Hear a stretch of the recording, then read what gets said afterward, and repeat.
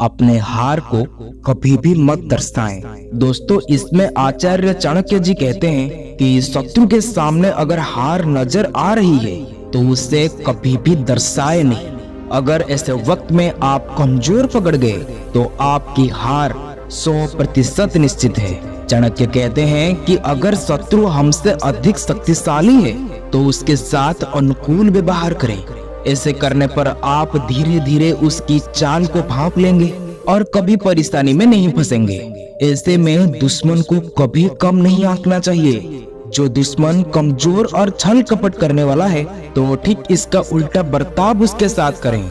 तो दोस्तों, आज हम बात करेंगे शत्रु से निपटने की 12 चाणक्य नीतियां के बारे में, क्योंकि आज के जमाने में हर एक समय, हर एक जगह, हर एक मोड़ पर हमें देखकर जलने वाले लोग मिल जाते हैं। हमारे सफलता को रोकने वाले शत्रु मिल जाते हैं। और कभी कभी अगर हम सावधान नहीं रहते हैं और जब शत्रु हमारे ऊपर हावी हो जाते हैं तो हमें बहुत ज्यादा दुखों का सामना करना पड़ता है और उस समय पछताने के अलावा कुछ भी हाथ नहीं लगता। इसलिए आज हम बात करेंगे अपने से बड़े शत्रुओं से निपटने की 12 चाणक्य नीतियों के बारे में, जिनका इस्तेमाल करके हम अपने जिंदगी में सफल हो पाएंगे, अपने सबसे बड़े लक्ष्य को भी हासिल कर पाएंगे। अगर आप इस वीडियो को लास्ट तक देख लेते हैं तो आपके शत्रु अपने पैरों के नीचे गिरकर माफी मांगेगा। इसलिए इस वीडियो को अच्छे से समझने के लिए इस वीडियो को लास्ट तक जरूर देखें। तो चलिए शुरू करते हैं। नंबर 1, आचार्य चाणक्य कहते हैं कि जब दुश्मन आपसे ज्यादा ताकतवर हो तो बिना तैयारी के उसके सामने जाना मूर्खता है। कमजोर अवस्था में शत्रु से दो हाथ करने से आपका हार तय है। इसलिए अगर शत्रु शक्तिशाली हो तो शांत रहकर उसके कमजोरी का पता लगाएं और सही समय का इंतजार करें। नंबर 2, दोस्तों, धैर्य रखें। शत्रु को मात देने के लिए हर समय ठंडे दिमाग से विचार करें और फिर निर्णय लें। ऐसे समय में धैर्य और आत्मविश्वास का होना बहुत जरूरी है। हड़बड़ी में आकर ऐसे कुछ ना कीजिए जैसे आपको हानि उठानी पड़ सकती है। नंबर 3, चाणक्य कहते हैं कि हमेशा चेहरे पर मुस्कान रखें। आपकी मुस्कान वो ताकत है जो बड़े से बड़े दुश्मन को मात दे सकती है। चाणक्य के अनुसार यदि कोई आपको पीड़ा देने की कोशिश कर रहा है तो डरने की बजाय खुश रहने की पूरी कोशिश करें। दोस्तों, ये कठिन जरूर है लेकिन यही उस पर सीधा वार करेगा। तकलीफों के बाद आपके चेहरे पर मुस्कान देखकर वो अपने आप ईर्ष्या से जलने लगेगा और आपकी हंसी देखकर वो कभी भी हंस नहीं पाएगा। बस यही मुस्कान आपको जीत का सेहरा पहना सकता है। और दोस्तों, मेरे तरफ से भी आपको विनती है कि आप हमेशा मुस्कुराते रहें, खुश रहें और सबको खुश रखें।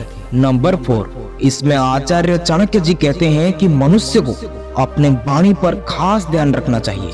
आपके शत्रु इसका सबसे अधिक लाभ उठाने की प्रयास करता है। अगर आपकी वाणी खराब होती है तो आपके संबंध बिगड़ सकते हैं। आपके वाणी खराब होने से आपके अच्छे दोस्त और रिश्तेदार भी आपसे दूर होने लगते हैं। जो लोग कड़वा और तीखा बोलते हैं, लोग उनसे दूरी बनाकर रहना पसंद करते हैं। इसलिए हमेशा किसी से भी बात करते हुए आपको अपनी मधुर वाणी और अपनी मधुर बोल का इस्तेमाल करना चाहिए और विनम्रता से लोगों से मिलना चाहिए। नंबर 5, आचार्य चाणक्य कहते हैं कि व्यक्ति अपने परिवार के अलावा अपने दोस्तों और कार्यस्थल पर मौजूद लोगों के साथ सबसे अधिक समय बिताता है। इसलिए हर व्यक्ति को अपनी संगत का विशेष ध्यान रखना चाहिए। जो लोग अपने आसपास अच्छे और योग्य लोग रखते हैं या उनके संगति में रहते हैं, उन्हें नुकसान पहुंचाने से पहले शत्रु कई बार विचार करता है।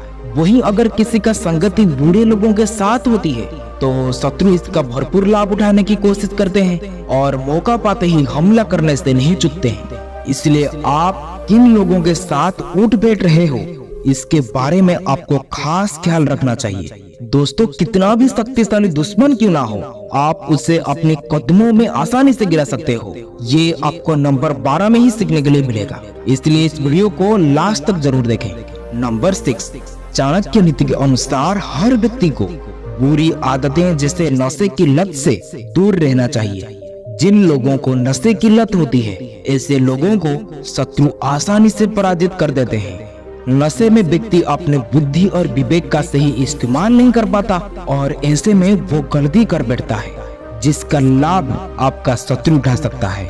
आपके पास जितने सारी बुरी आदतें हैं उसको छोड़ दे, नहीं तो आपको इसके चलते एक दिन पराजित होना पड़ेगा। नंबर 7, दोस्तों आचार्य चाणक्य कहते हैं कि शत्रु को कभी भी कम नहीं आंकना चाहिए।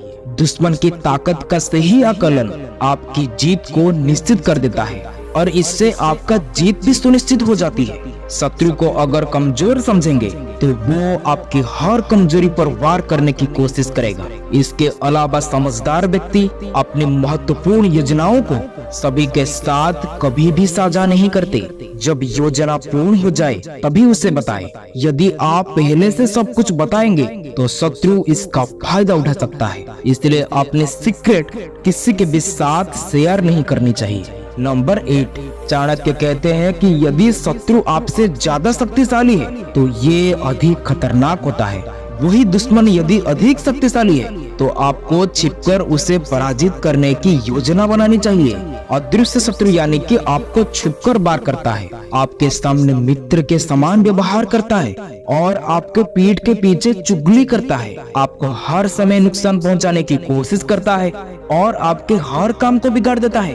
पहले ऐसे लोगों से जितना हो सके उतना दूर रहना चाहिए और छिपकर उसकी असली चेहरा का पता लगाना चाहिए, जैसे उससे पता ना चले। सब कुछ सीक्रेटली होना चाहिए। इसीलिए आचार्य चाणक्य जी कहते हैं कि अपने सीक्रेट किसी के साथ शेयर ना करें, क्योंकि आपके करीब दोस्त भी आपका शत्रु हो सकते हैं। नंबर 9, चाणक्य नीति के अनुसार मनुष्य के अंदर यदि अहम की भावना आ जाती है तो इसका अर्थ है कि वो व्यक्ति अपने से ऊपर किसी को नहीं समझता। अहम या अहं शत्रुओं की संख्या में वृद्धि करता है, इसलिए जितना हो सके अपने अंदर कभी भी अहंकार की भावना न आने दे, क्योंकि हम सबको पता है कि रावण सबसे बड़ा अहंकारी था और सबसे शक्तिशाली भी था। उससे कोई नहीं मारा, उसके मैं नहीं उसको मारा, यानी कि उसके अहंकार के वजह से वो मारा गया। इसलिए व्यक्ति को कभी भी अहंकार नहीं करनी चाहिए। ये एक ऐसी चीज है जो व्यक्ति को समूल नाश कर देती है। नंबर 10, आचार्य चाणक्य जी के अनुसार यदि कोई आपका अपमान करे तो अपना गुस्सा जाहिर ना होने दे, बल्कि मौन धारण कर ले। जो व्यक्ति मौन रहकर रणनीति बनाता है उसके बारे में जान पाना किसी के लिए भी असंभव होता है और स्वयं आचार्य चाणक्य जी ने भी यही नीति को अपनाया था। वो नंद महाराजा के द्वारा अपमानित होने पर भी मौन ही रहे थे और उन्होंने नंद को बेदखल करने की चुपचाप तरीके से रणनीति तैयार की और आखिरकार साधारण से बालक चंद्रगुप्त को सम्राट बना दिया। इसलिए आचार्य चाणक्य जी कहते हैं कि गुस्सा यमराज के समान होता है। गुस्से में व्यक्ति सोचने समझने की शक्ति खो देती है, इसलिए व्यक्ति को जो भी कुछ करना है शांत रहकर अच्छे से सोच समझ कर करना चाहिए। नंबर 11, चाणक्य कहते हैं कि शत्रु कई तरह के होते हैं। आप अपना शत्रु किसे मानते हो? क्योंकि मांगने वाला लोभी मनुष्य का शत्रु होता है, मूर्ख लोगों का शत्रु उन्हें सदुपदेश देने वाला होता है, बुरे चरित्र वाले स्त्रियों की शत्रु उनके पति होते हैं और चोरों का शत्रु चंद्रमा। अर्थात यहाँ पर आचार्य चाणक्य जी समझाते हैं कि लोभी और लालची व्यक्ति उसको अपना शत्रु मानते हैं जो उनसे किसी चीज को लेने की आशा रखती है अथवा कुछ मांगता है। मूर्खों को सदुपदेश देने वाला अथवा उन्हें सही मार्ग पर चलाने वाला उनका सबसे बड़ा शत्रु होता है, क्योंकि मूर्ख व्यक्ति के ये विशेषता होती है कि किसी की अच्छे बात को वो नहीं मानता और अपने कार्य को ही सही ठहराता है। इसी प्रकार जो स्त्री बुरे चरित्र वाले होते हैं और बुरे कार्य करने से जो पति उसे रोकती है उसे वो अपने शत्रु मानती है। इसी प्रकार चोर रात्रि के समय अंधकार में अपने कार्य करते हैं, चांदनी रात में उनके लिए चोरी करना असंभव होती है, इसलिए चंद्रमा उनका सबसे बड़ा शत्रु होता है। इसी प्रकार जो किसी के कार्य में रुकावटें डालता है वही उसका शत्रु है। नंबर 12, इसमें आचार्य चाणक्य जी कहते हैं कि आज तक इस दुनिया में सच्चाई को कोई भी नहीं हरा पाया है और ना ही सच्चाई को कोई हरा सकता है। अगर आप सही रास्ते पर हो तो अपने दुश्मन आपको कभी भी नहीं हरा सकता। अगर आप गलत रास्ते पर हो तो आपको हारने से कोई भी नहीं रोक सकता। यही सच है, हमेशा याद रखिएगा। आप जानते होंगे जैसे 100 कौरवों भाइयों को 5 पांडवों ने नाश कर दिए थे, इसलिए हमेशा एक व्यक्ति को धर्म का साथ नहीं छोड़ना चाहिए और ऐसे लोगों को चिंता करने की कोई जरूरत ही नहीं है और ऐसे लोगों का कोई कुछ भी नहीं बिगाड़ सकता। चाणक्य कहते हैं कि शांति से बढ़कर कोई तप नहीं, संतोष से बढ़कर कोई सुख नहीं, तृष्णा अथवा चाह से बढ़कर कोई रोग नहीं और दयालुता से बढ़कर कोई धर्म नहीं। शांति से रहने के लिए व्यक्ति को अपनी कामनाओं और इंद्रियों पर नियंत्रण रखना होता है। इसलिए ये तप है। जो व्यक्ति हर समय भागता दौड़ता है और कामना करता रहता है, उससे सुख नहीं मिल सकता।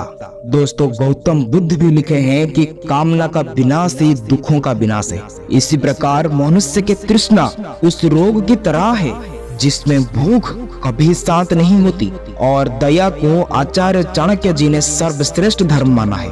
दया का अर्थ है कि संवेदना का विकास, इसमें अन्य का भाव समाप्त हो जाता है। तो दोस्तों, अपना कीमती समय देने के लिए धन्यवाद। आज के लिए इतना ही। वीडियो अच्छा लगा हो तो शेयर, सब्सक्राइब, लाइक जरूर करें। फिर मिलेंगे अगले वीडियो में। तब तक के लिए आप खुश रहें, सबको खुश रखें। जय भारत।